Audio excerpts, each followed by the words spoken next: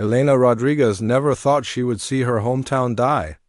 But that's exactly what was happening to San Esperanza. And she watched it happen one closed door at a time. 3 years ago, Elena worked the night shift at the city hospital, treating everything from broken bones to heart attacks. The emergency room stayed busy, but it was normal busy. People came in, got help, and went home. The city had problems like anywhere else, but it was alive. There were jobs at the textile factory, the packaging plant, and the electronics assembly building. People had money to spend at the markets, and kids played in parks that weren't covered in trash. Now, Elena spent her days at a makeshift clinic in what used to be a grocery store. The real hospital had closed 8 months ago when the last doctor left town. The building still stood there, but the windows were broken and weeds grew through cracks in the parking lot. She had no proper equipment, just basic supplies donated by churches from other cities. Sometimes those donations didn't come, and Elena had to choose which patients to help with the few bandages and pills she had left. The change didn't happen overnight. First, the textile factory announced layoffs. Then the packaging plant said they were moving operations to another country where labor was cheaper. The electronics company followed 6 months later. Within 2 years, unemployment went from 15% to over 70%. The city government tried to bring in new businesses, but who wants to invest in a place where half the buildings are empty and the other half are falling apart? When people don't have jobs, they can't pay taxes. When they can't pay taxes, the city can't fix roads or keep the lights on. The police force went from 40 officers to 12, then to 6. Crime started small, with desperate people stealing food from stores. Then it got bigger. Much bigger. That's when Victor Santana showed up. People called him El Patron, which means the boss in Spanish. Elena never saw him directly, but everyone knew his name. He was maybe 40 years old, always wore expensive clothes, and drove cars that cost more than most people in San Esperanza made in 10 years. He didn't live in the city, but he controlled it like he owned every street and building. El Patron brought jobs, but they weren't the kind of jobs people talked about proudly. He hired young men to guard his operations and older men to transport goods nobody asked questions about. The money was good compared to having no money at all, so people took these jobs even when they suspected what they were really doing. Elena first noticed something was seriously wrong when families started making announcements at church. Mrs. Gutierrez stood up during Sunday service and said her 18-year-old daughter, Carmen, had gotten a wonderful opportunity to work for a wealthy family in the next state. Carmen would send money home and visit during holidays. Everyone clapped and said how lucky Carmen was, but Carmen never visited. And when her mother called the number she'd been given, nobody answered. The same thing happened the next month with another girl, then another. Elena started paying attention to these announcements and realized they all sounded exactly the same. The girls were always going to work for wealthy families. They would always send money home. They would always visit during holidays. But they never actually visited, and their families stopped talking about them after a few months. Elena's nursing training had taught her to notice patterns, and this was definitely a pattern. She started asking questions carefully and quietly. What she learned made her sick to her stomach. El Patron had created what he called employment contracts for young women. Families who were starving and couldn't pay rent could sign their daughters up for these contracts. The girls would go live with wealthy men in other cities and states, supposedly as housekeepers and caretakers. In return, the families received enough money to survive for several months. The city council knew what was happening. The remaining police officers knew what was happening. But nobody stopped it because everyone was desperate. The families got money they needed to buy food and keep their homes. El Patron made massive profits. The corrupt officials got paid to look the other way, and the wealthy buyers got what they wanted, which Elena didn't want to think about too deeply. The worst part was how normal it became. Families would discuss these contracts like they were discussing any other job opportunity. Parents would argue about whether their daughter was old enough or pretty enough to get a good contract. Neighbors would congratulate each other when their daughters got selected for what they called good placements. With wealthy buyers, Elena watched this happen to her own family when her 19-year-old sister Maria came home one day with papers to sign. Maria was a sweet girl who had been studying to become a teacher before the schools shut down. She loved reading books and painting pictures of flowers. She dreamed of traveling to see art museums in big cities. "Look, Elena, I can help our family," Maria said, spreading their contract papers on their kitchen table. "This man needs someone to take care of his elderly mother. I'll live in a nice house and send money home every month. Maybe I can even save enough to go back to school someday." Elena read the contract carefully. It was written in legal language that was hard to understand, but one thing was clear. Maria would belong to this man completely. She couldn't leave without his permission. She couldn't contact her family without his approval. If she tried to break the contract, she would owe him thousands of dollars she could never pay back. "Maria, this isn't a job," Elena said. "This is something else entirely." But their parents had already decided. The money from Maria's contract would let them keep their house for another year. Without it, they would be living on the street within weeks. Elena's job at the clinic paid almost nothing because most patients couldn't afford to pay her anything. At all, Elena tried to convince them to find another way, but what other way was there? The city was dead. There were no other jobs, no other opportunities, and no help coming from the outside world.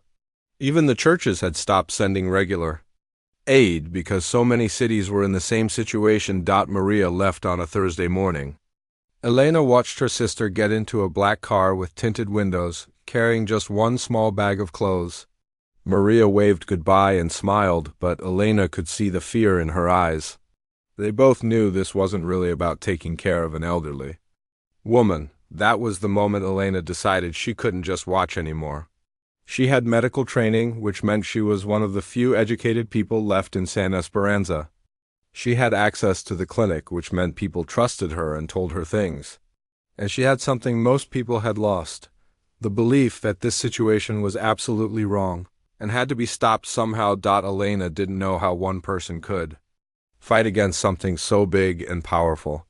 But she knew she had to try, because if she didn't, there would soon be nobody left in San Esperanza except the buyers, the sellers, and the empty buildings where families used to live.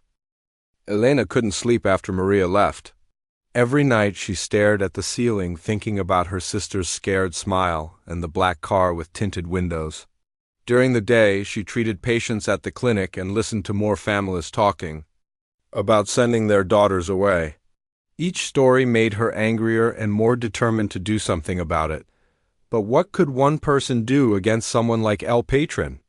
Elena had no money, no weapons, and no powerful friends.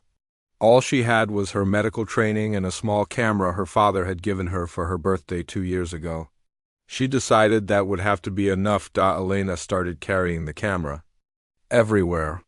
When families came to the clinic talking about contracts for their daughters, she would ask to see the paperwork.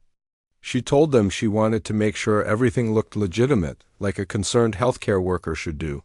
Most parents were happy to show her, because they wanted someone to tell them they were making the right choice. Elena photographed every contract she could find. She also started writing down names, dates, and details about each girl who left town. Where were they supposedly going? Who were they supposed to work for? What kind of work were they supposed to do? She kept everything in a notebook hidden under her mattress at home. The more information Elena gathered, the more obvious it became that these weren't real employment contracts. The legal language was designed to confuse people, but Elena had learned to read medical documents in nursing school, so she could figure out what these papers really said. Every contract gave the buyer complete control over the girl. They could decide where she lived, what she ate, when she slept, and who she could talk to. If a girl tried to leave or contact her family without permission, she would owe massive amounts of money she could never pay back. Elena realized she needed help from someone people trusted and respected.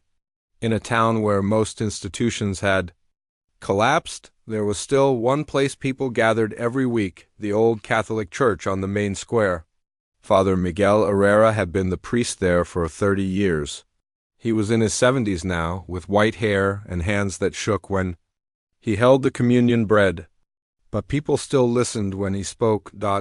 Elena approached Father Miguel after Sunday service 3 weeks after Maria left. She found him in the small room behind the church where he kept the religious books and supplies. "Father, I need to talk to you about something important," Elena said. Closing the door behind her. Father Miguel looked at her with tired eyes that had seen too much sadness in recent years. "What is it, my child?" Elena showed him her notebook and some of the contract photographs. She explained what she had discovered about the so-called employment opportunities. Father Miguel listened without interrupting, but Elena could see his face getting more serious with each detail. "I suspected something like this was happening," Father Miguel said when Elena finished.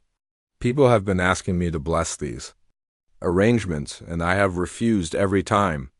But I didn't know how organized it was." "We have to do something," Elena said.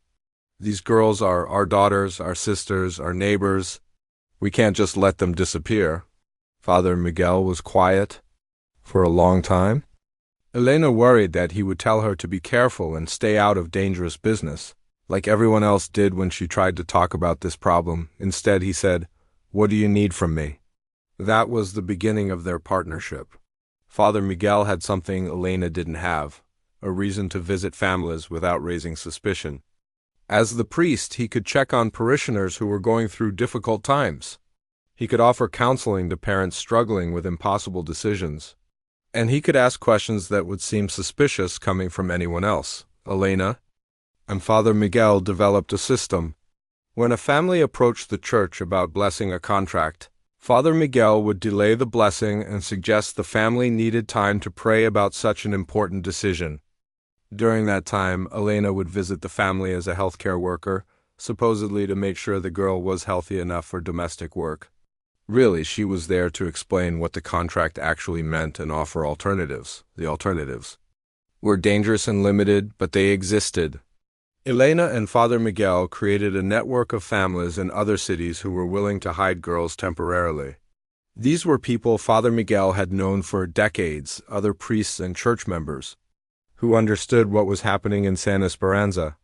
They couldn't offer much, but they could offer safety while the girls figured out what to do next. Elena also discovered that some girls could get help from organizations in the state capital that worked with trafficking victims.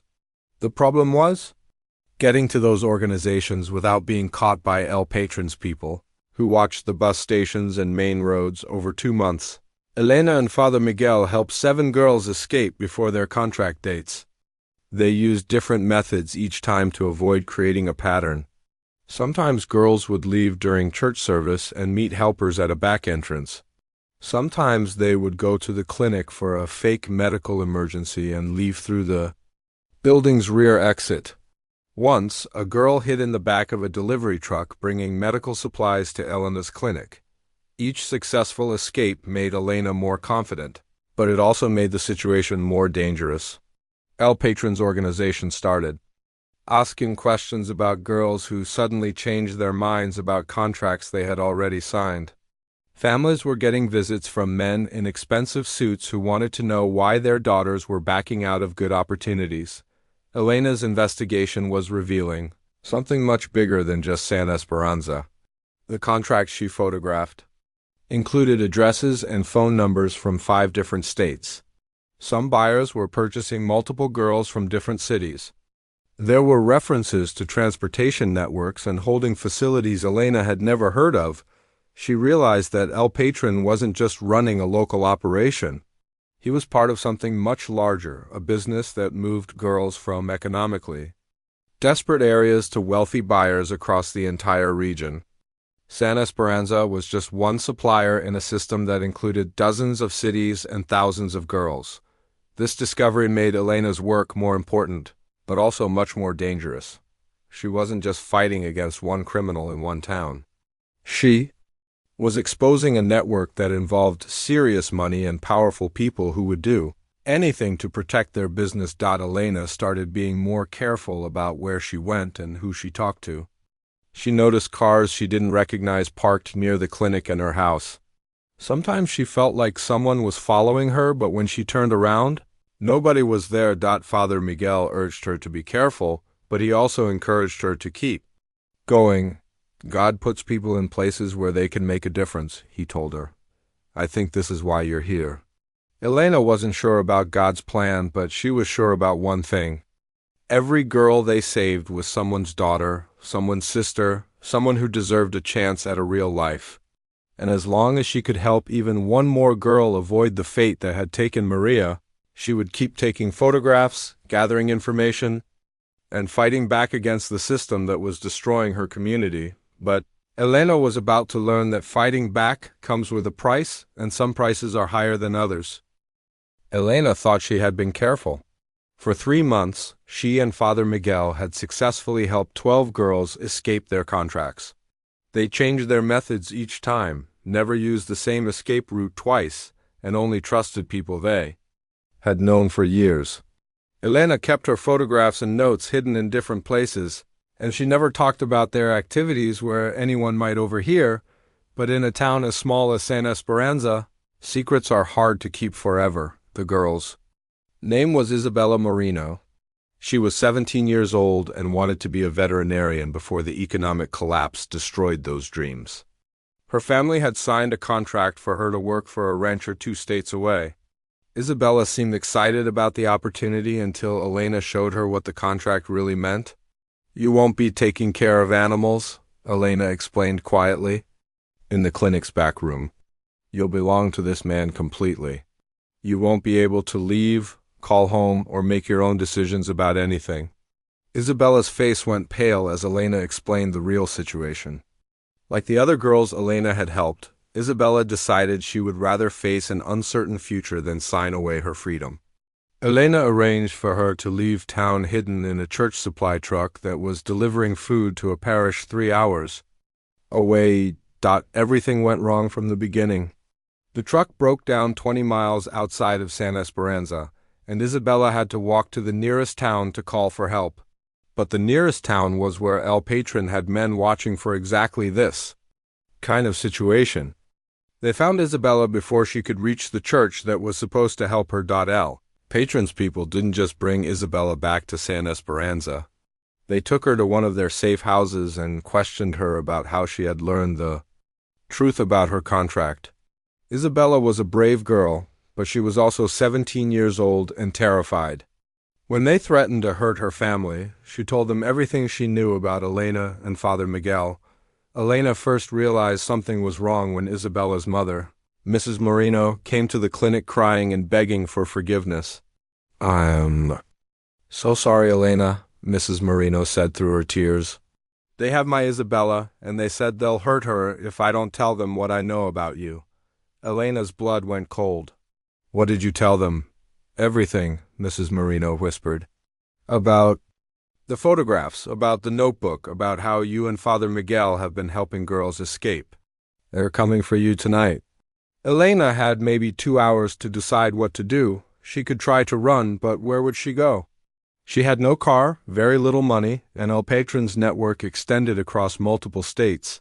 She could try to destroy the evidence she had collected, but that evidence might be the only way to eventually stop what was happening to girls like Isabella Da. Instead, Elena made copies of her most important photographs and gave them to Father Miguel with instructions to hide them in the church's basement. If something happened to her, at least the evidence would survive. You should leave town, Elena told Father Miguel as they worked quickly to hide the photographs. They'll come for you too. I'm too old to run, Father Miguel replied. And someone needs to be here for the families when this is all over. Elena went home that evening and waited. She cooked dinner for her parents and tried to act normal, but her mother could tell something was wrong. Elena, you look scared, her mother said. What's happening? Before Elena could answer, they heard cars pulling up outside. Through the window, Elena saw 3 black vehicles with tinted windows. Men in expensive suits got out and surrounded the house. Elena's father answered the door when they knocked. The man in charge was tall and thin, with perfectly styled hair and gold teeth that flashed when he smiled. Elena had never seen him before, but she knew he worked for El Patron. We're here for Elena Rodriguez, the man said politely, as if he was there to invite her to dinner. She needs to come with us to clear up some misunderstandings. Elena knew there was no point in resisting or trying to hide. These men had guns, and they wouldn't hesitate to hurt her parents if she caused trouble. She kissed her mother and father goodbye and walked out to the waiting cars. They took Elena to a warehouse on the outskirts of town that used to store grain before the economic collapse. Inside, the building had been converted into holding facilities with small rooms separated by chain-link fencing. Elena could see other girls and women in some of the rooms, but guards prevented her from talking to them. Elena was brought to an office where El Patron himself was waiting. He was younger than she expected, maybe 40 years old, with expensive clothes and jewelry that probably cost more than most people in Santa Esperanza made in a lifetime. He didn't look angry or threatening. He looked disappointed, like a teacher whose student had cheated on a test. "Elena Rodriguez," El Patron said, reading from a folder on his desk. 23 years old, unmarried, works as a nurse. "You've been interfering with my business." "I've been helping girls understand what they're really signing," Elena replied, trying to keep her voice steady. "You've been costing me money," El Patron corrected. "Do you know how much money I lose every time a girl backs out of a contract? Do you know how many people depend on this business to survive?" El Patron explained that Elena's interference had created serious problems.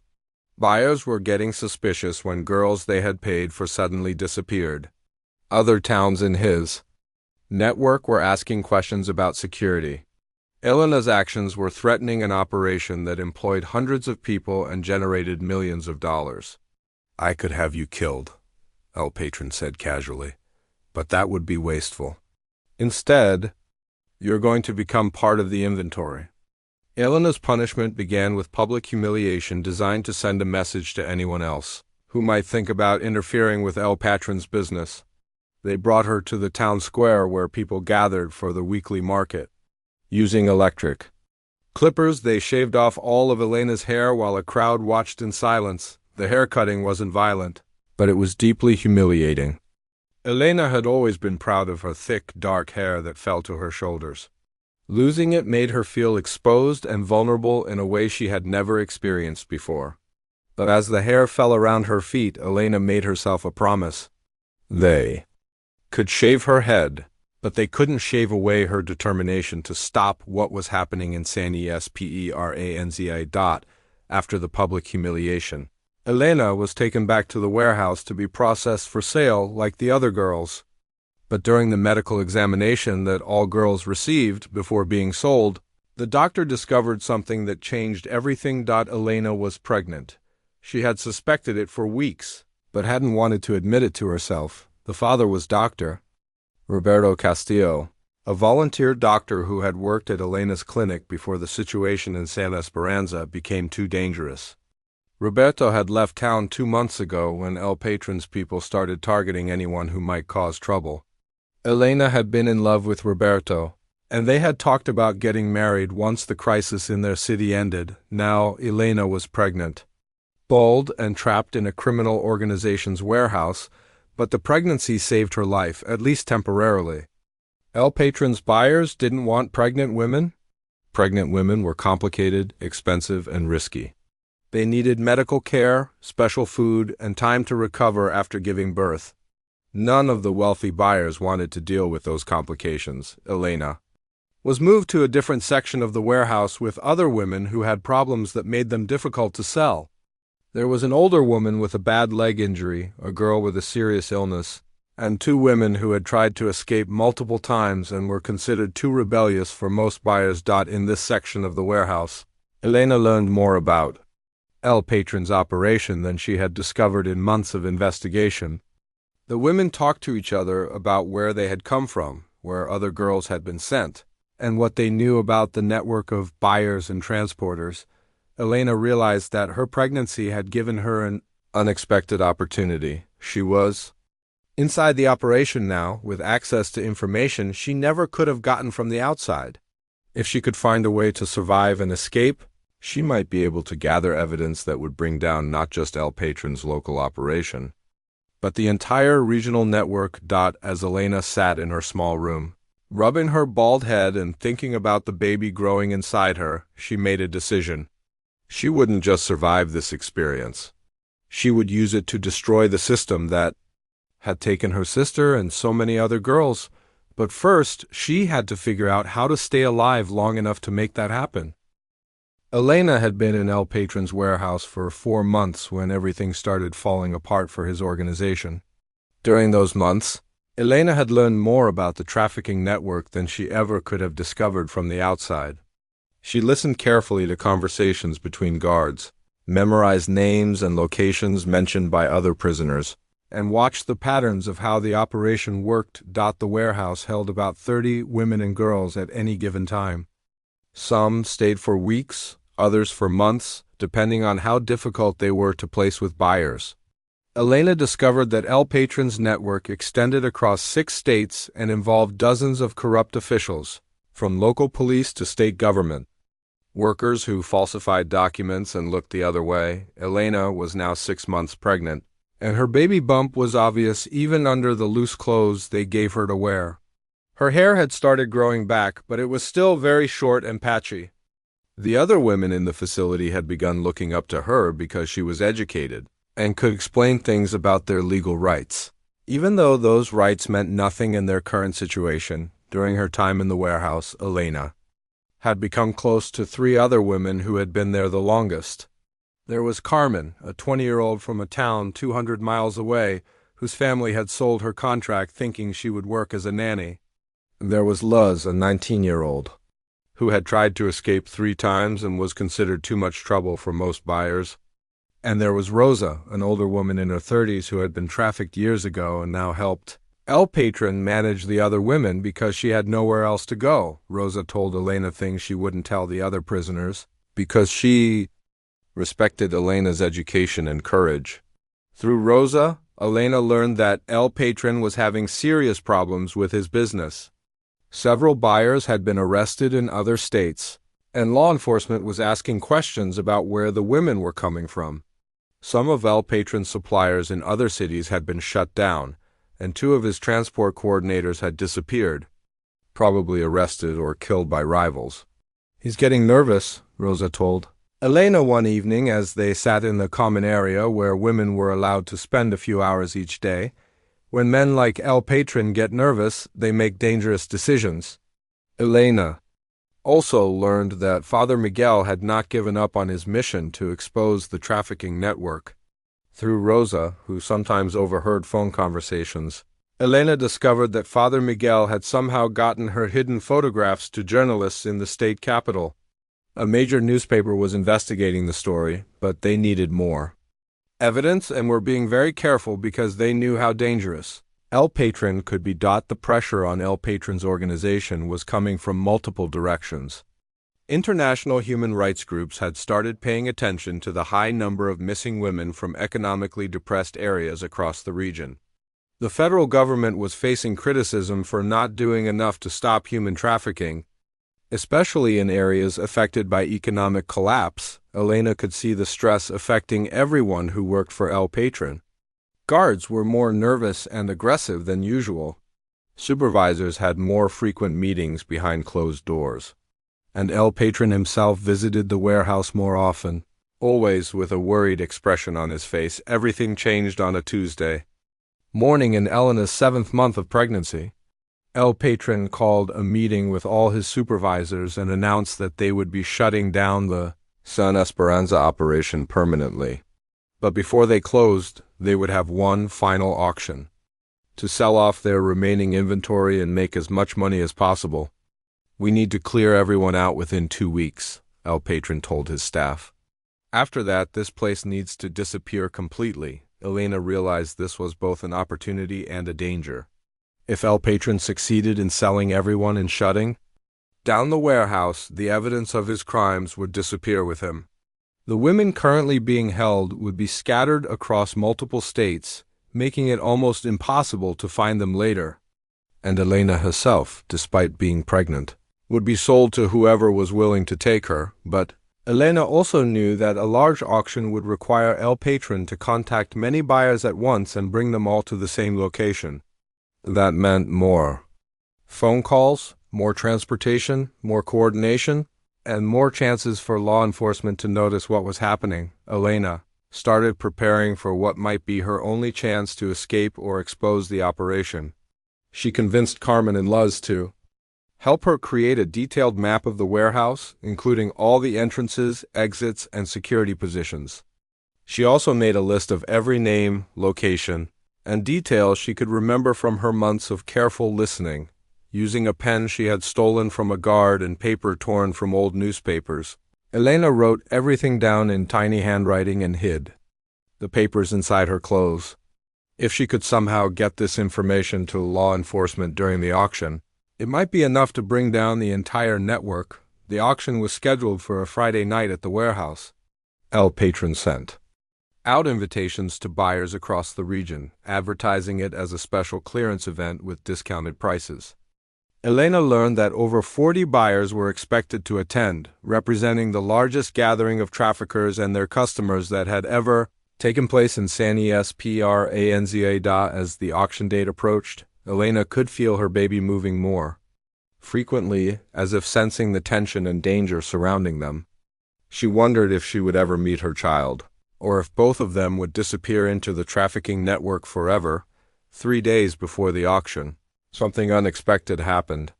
Rosa came to Elena's room with news that made Elena's heart race with hope and terror.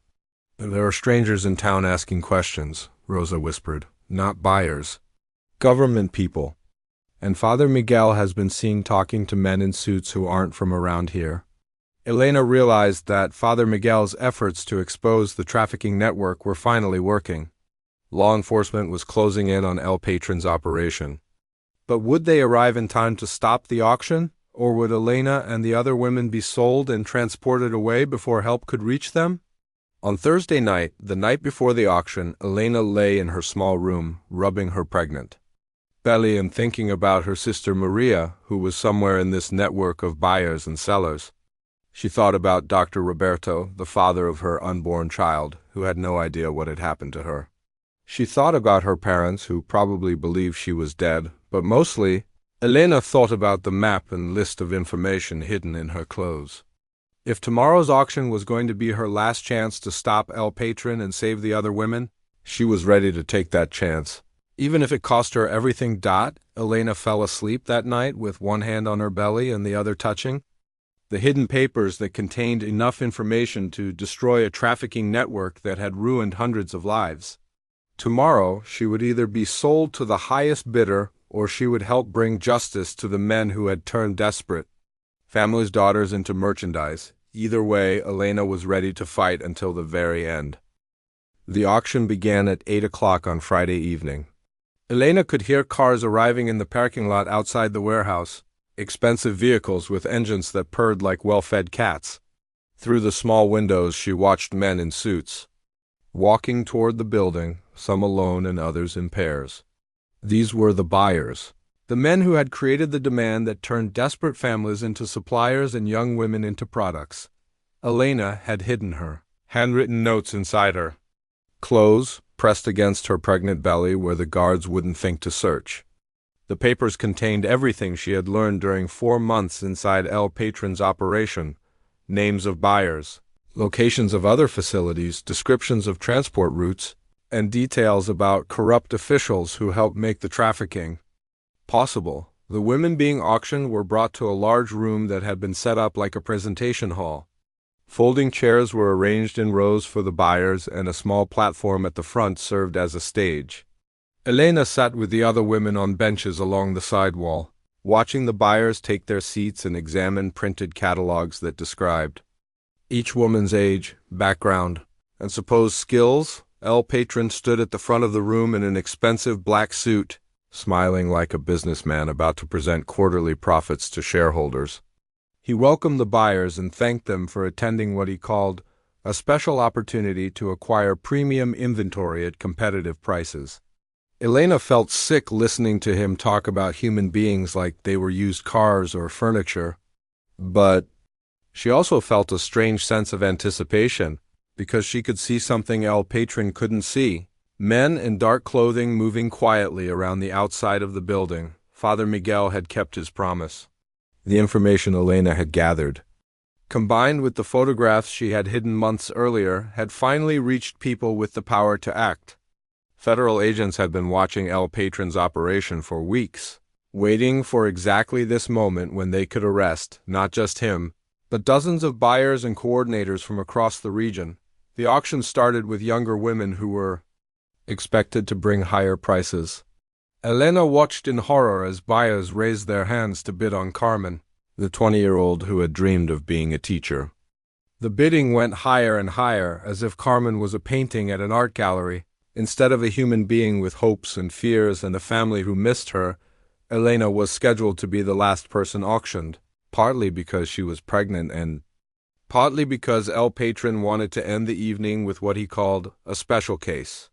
He had found a buyer willing to take Elena despite her pregnancy, someone who was interested in owning both her and her future child, but Elena never made it to the auction platform. Just as the bidding finished for the woman before her, the warehouse lights suddenly went out. Emergency lighting kicked in a few seconds later, bathing everything in an eerie red glow. Elena could hear shouting outside, then the sound of the warehouse doors being smashed open. Federal agents! Everyone on the ground now. The room exploded into chaos. Buyers scrambled toward exits that were already blocked by armed agents. Guards reached for weapons they weren't fast enough to use.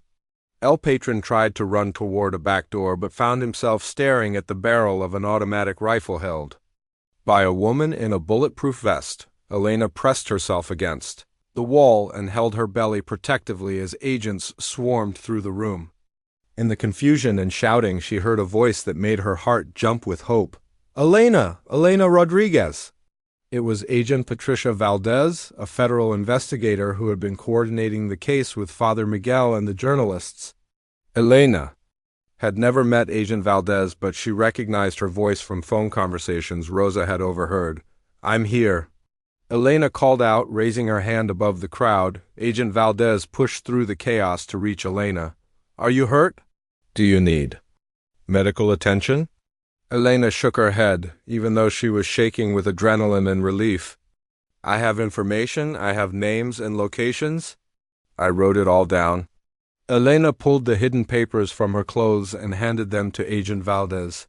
The agent's eyes widened as she looked at the detailed notes Elena had compiled during her months in captivity. This is incredible, Agent Valdez said. This is exactly what we needed to dismantle the entire network. The raid was swift and thorough. 43 buyers were arrested that night, along with El Patron and 15 of his associates. More importantly, the information Elena had gathered led to raids in 6 other states over the following weeks. Entire trafficking networks that had operated for years were shut down in a matter of days. Elena was taken to a federal protection facility, where she received medical care and psychological counseling. Her baby was healthy despite everything she had been through, and doctors said she would probably give birth within the next few weeks. During those weeks, Elena became the key witness in building cases against not just El Patron, but the entire regional trafficking operation. Her testimony was powerful because she could describe the system from the inside, explaining how families were recruited, how women were transported, and how buyers were connected to suppliers. Elena gave birth to her daughter on a Tuesday morning in early spring. She named the baby Sofia, which means wisdom in Spanish, because Elena felt that her daughter had already taught her so much about strength and survival. Sofia was small but healthy, with dark hair that reminded Elena of her own hair before it was shaved off. Dr. Roberto Castillo came to see Elena and Sofia 2 days after the birth. Elena had contacted him through the federal agents, and he had driven 12 hours from the city where he was working to be with them. I thought I had lost you forever, Roberto said, holding Sofia while Elena rested in the hospital bed. When I left San Esperanza, I didn't know about the pregnancy. I didn't know what happened to you until I saw the news reports about the raids. Elena and Roberto were married 3 months later in a small ceremony at Father Miguel's church. The old priest had been honored by the federal government for his role in exposing the trafficking network, and he insisted on performing the wedding ceremony as his gift to Elena and Roberto. That time, the legal cases were moving forward rapidly. Elena's evidence had been so comprehensive that dozens of traffickers and buyers were accepting plea bargains, rather than face trials where her testimony would be presented. The investigation had expanded beyond trafficking to include corruption. Charges against government officials who had been paid to ignore what was happening, most importantly for Elena.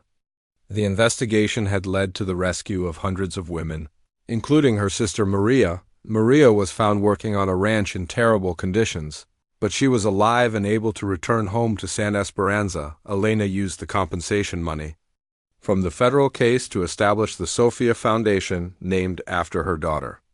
The foundation helped trafficking survivors rebuild their lives with job training, counseling, and financial support. Elena also worked with the federal government to create programs that provided economic opportunities in communities like San Esperanza, addressing the desperation that made families vulnerable to trafficking in the first place. 2 years after the raid, Elena stood in the same warehouse where she had been held captive. The building had been converted into a community center and training facility funded by her foundation.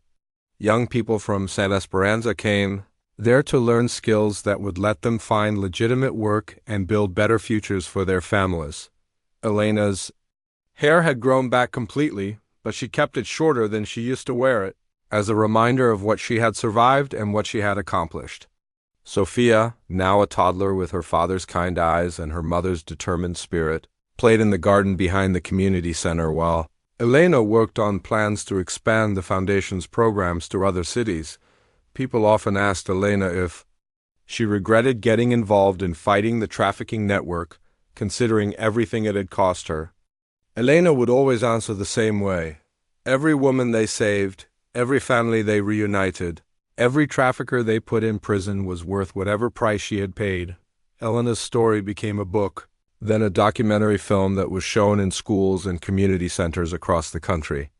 But Elena was most proud of the fact that trafficking had never returned to San Esperanza, and that young women in her community now had real opportunities instead of false promises that led to slavery. As Elena watched Sofia take her first steps in the garden of the converted warehouse, she touched her short hair and smiled.